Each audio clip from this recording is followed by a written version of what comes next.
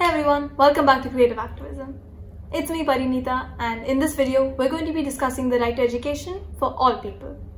Have you ever thought about how privileged we are? Every day we go to school and learn, we plan for our futures, going to universities and finding jobs. But have you thought about the millions of people, of children, who don't have access to education and can't even go to school? Have you imagined having to face so many difficulties in reaching schools? Having to walk miles, cross rivers, climb mountains just to be able to access education? Article 26 in the Universal Declaration of Human Rights is the right to education. It is the established liberty of all people to have equal opportunities and access to education that will allow them to participate fully in society, regardless of factors like gender, race, socioeconomic class, or other barriers. This right is so important as it helps the development of society by allowing people to understand their rights and opportunities and reducing social inequalities, so a more equal community is created through equal education. This leads to social and economic development for individuals and communities. However, this right is often denied because of factors like poverty, as people cannot afford to go to school, or social biases, like the belief that women should focus on homemaking instead of education. Location also affects the access to education, as in many regions, children need to cross over harsh terrain to reach school. Additionally, neglecting education for short-term gain can lead to children dropping out of school to provide for their families, limiting their future opportunities. This has all led to as many as 700 million uneducated adults worldwide.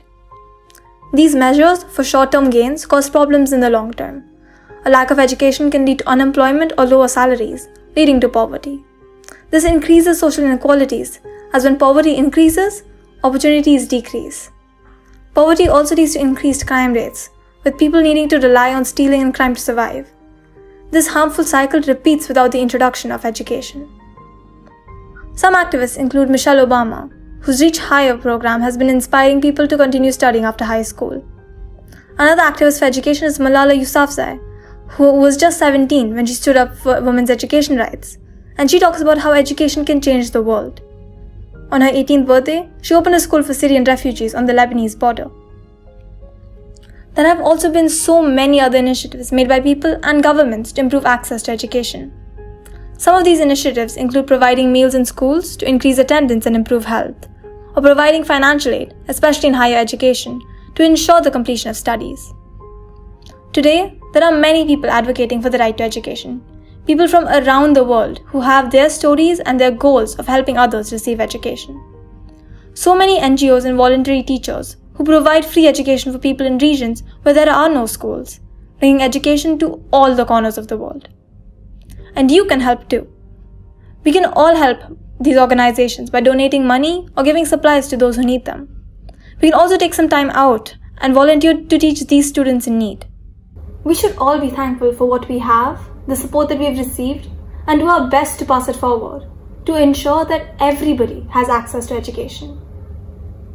Thank you for watching, and please make sure to like this video and subscribe to my channel to help spread the word. See you next time.